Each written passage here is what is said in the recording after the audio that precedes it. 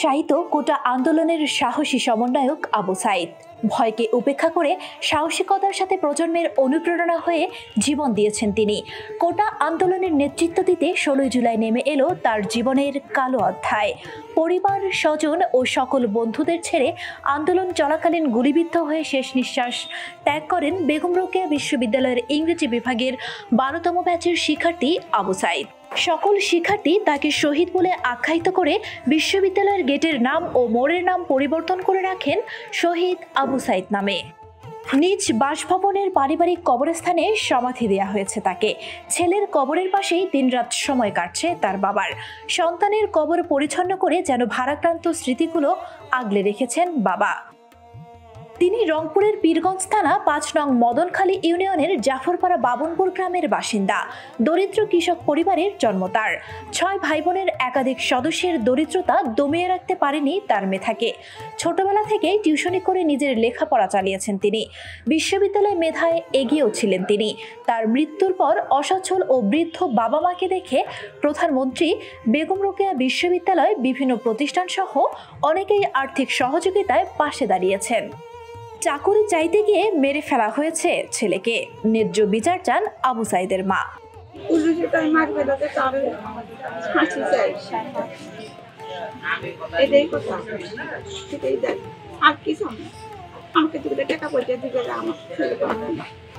পরিবারের প্রদীপের নির্মম মৃত্যুতে বিচার চান স্বজনেরা।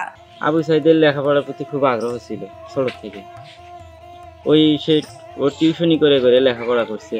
তখন ইউনিভার্সিটিতে ভর্তি হয়, তখন জানতে পারি যে ওই ইংলিশ সাবজেক্ট পাইছে। আমরা খুব খুশি, ভাবলাম যে ইংলিশ সাবজেক্ট নিয়ে অনার্স করতে পারলে বা মাস্টার্স করতে পারলে পাবলিক ভার্সিটি যেহেতু অবশ্যই ভালো একটা পজিশন তৈরি হবে ওর। আমি কই ওর কি সরকারি চাকরি হবে? কি ইংলিশ নিয়ে যেহেতু পড়াচ্ছে তো আশা তো করা যায় সরকারি চাকরি একটা ভালো পজিশনে হওয়ার। আমার ভাই যখন আন্দোলনে নামছে তখন তো ওরা দৌড়ি মাছি পিছন থাকে। আমার ভাই একাই ছিল, তাকে নির্মমভাবে গুলি করে মারা হয়েছে। 4-4টে গুলি করছে, করার পরে লাস্টের গুলিটা এই মাথায়, এই জায়গায়। তারপরে তাই নাক দিয়ে মুখ দিয়ে রক্ত আসি ওই জায়গাতেই মারা না। মৃত্যুর 3 সপ্তাহ পরেও তার কবরটি এক নজর দেখার জন্য দূর দূরান্ত থেকে লোকজন প্রতিনিয়তই ভিড় করছেন।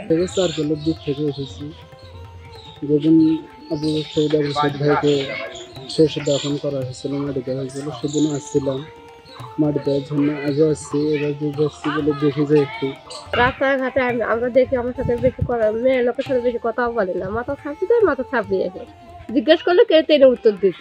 এত মেধাবী ছাত্র, বাবা অনেক কষ্ট করে লেখাপড়া করেছেন, কিন্তু দুঃখের বিষয় এই ছেলেটা কোটা আন্দোলনে গিয়ে যে মেধাবী ছাত্র প্রকাশ্যে পুলিশ গুলি করে মারল, এর আমি বিচার চাই। তদন্ত টিম ও পোস্টমর্টেমের রিপোর্টের ভিত্তিতে আবু সাইদের মৃত্যুর যথাযথ আইনি ব্যবস্থা নেওয়া হবে, এমনটি বলেন রংপুর মেট্রোপলিটন পুলিশের উপপুলিশ কমিশনার। আমাদের যে ইনকোয়ারি টিম কাজ করছে, বিচার বিভাগের তদন্ত টিম কাজ করছে, ওনারা তদন্ত করছেন। তারপর মেডিকেলের যে পোস্টমর্টেম রিপোর্ট সেটির জন্য অপেক্ষা করছে। এইগুলো আসলে আমরা আসলে বুঝতে পারবো যে সে আসলে কি পুলিশের এই যে রাবার বুলেট সেটি রাখাতে তার মৃত্যু ঘটেছে, নাকি অন্য কোনো আঘাত তার শরীরে ছিল যে আঘাতগুলোর কারণে তার মৃত্যু হচ্ছে, নাকি ইন্টারনাল কোনো কারণে থাকে। তদন্ত কমিটির রিপোর্ট যদি পুলিশের দায়বদ্ধতা স্পষ্ট প্রমাণিত হয় এবং এখানে দায়ী ব্যক্তি চিহ্নিত হয়, তাহলে অবশ্যই পুলিশের এটিই আমরা তদন্ত রিপোর্ট সাবমিট করব এবং এই মোতাবেক আমাদের আইনগতভাবে যে ব্যবস্থা গ্রহণ করা যাবে সেটা আমরা করব। টিউশনের টাকায় নিজের লেখাপড়া, সংসার চালানোর পাশাপাশি গরু ও লালন পালন করতেন তিনি। পাকা বাড়িতে থাকার ইচ্ছেতে অধিক পরিশ্রম করে নিজ উপার্জনে শুরু করেছিলেন 2টি রুমের কাজ। সেই ইচ্ছে স্মৃতি হয়ে গেল বাবা মার। সকল স্বপ্ন ছেড়ে পৃথিবী থেকে বিদায় নিয়ে মাটিতে চিরনিদ্রায় আবু সাইদ। বর্ণালী জামান, বার্তা 24, রংপুর।